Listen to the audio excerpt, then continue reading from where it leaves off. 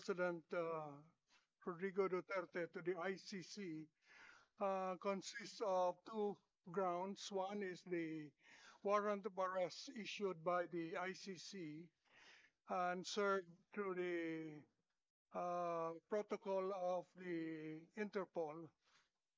The other is Section 17 of Republic Act 9851, which is the Philippine IHL law, and which provides that if a person is already being investigated for the crimes covered by this act, which includes crimes against, which includes the crimes for which President Duterte is being charged, is already being investigated by an international tribunal. The relevant Philippine authorities may surrender such person to the international tribunal, but it adds pursuant to the applicable extradition laws and treaties. Ngayon, ang tanong, ito bang last sentence na ito, which provides that the surrender should be pursuant to applicable treaties, is still applicable since we don't have anymore the Rome Statute. Sa palagay ko po ay it's either we have the Rome Statute or not. If we don't have a treaty, then we cannot surrender the suspect to the ICC under this section, because this section requires that the surrender be pursuant to a treaty. Pursuant means in accordance with. And so if there is no treaty, in my view, we cannot make a surrender.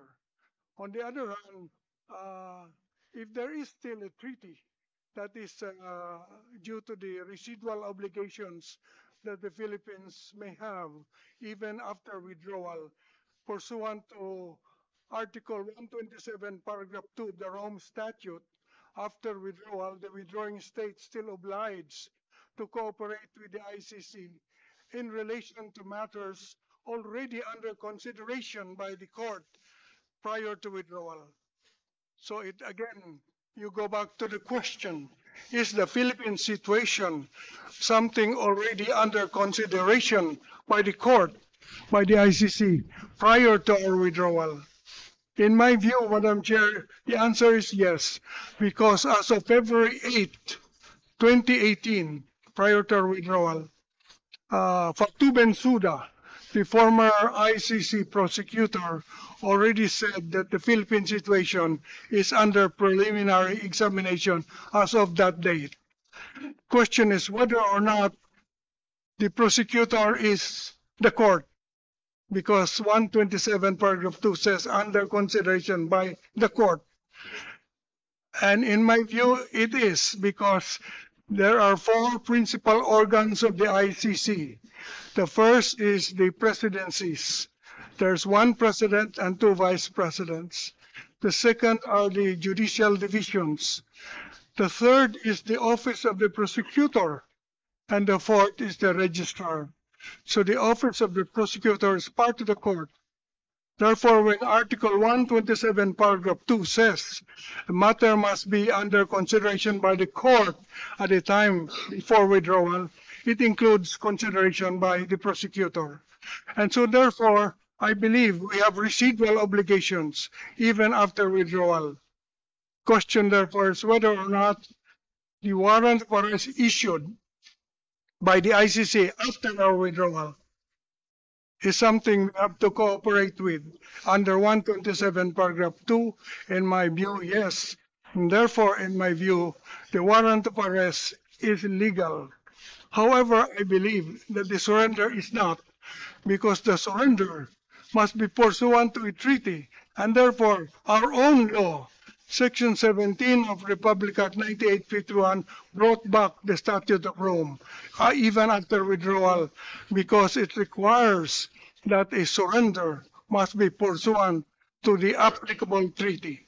And therefore, In this case, the applicable treaty remains the Statute of Rome, and thus we have to follow Article 59 of the Statute of Rome, which requires that the custodial state, namely the Philippines, must first bring the arrested person to a local court to determine two things: whether or not the person is really the one named in the warrant; second, whether or not the person has been informed of the charges against him or her.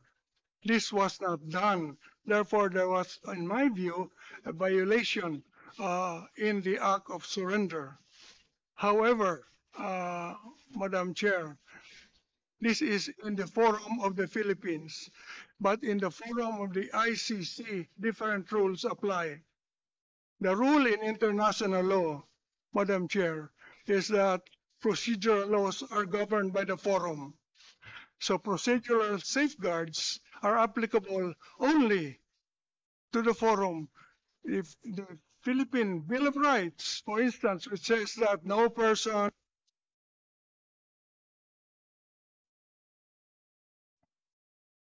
However, criminal proceedings before the ICC is governed by their own procedure. This is in accordance with private international law, that procedure is governed by lex fori, the law of the forum. And therefore, we go to the procedure in the ICC. In the ICC, I believe they follow what is called mali coptus bene detentus, meaning that even if the arrest is illegal, the detention can be legal.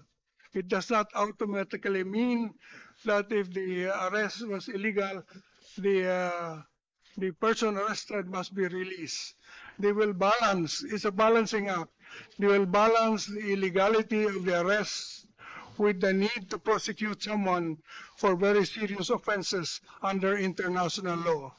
And in their view, the balance weighs in favor of prosecution.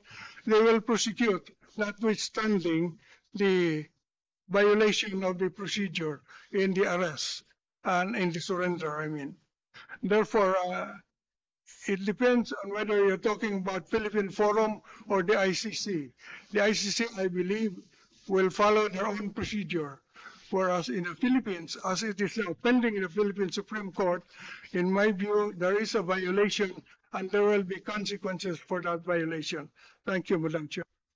Thank you very much, Justice Escuna. As usual, we received a very exhaustive opinion, and I'm certain that we will be guided by the same. I think Senator Cayetano would like to respond. May I take advantage of the knowledge